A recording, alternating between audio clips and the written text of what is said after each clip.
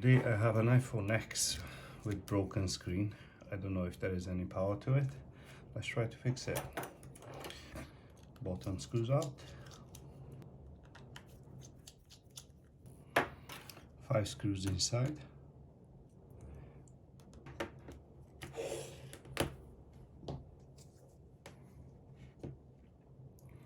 Swap the front camera to the new screen.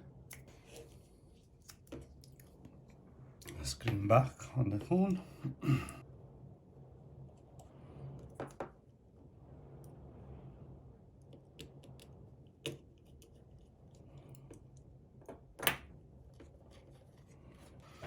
Bottom screws back in place.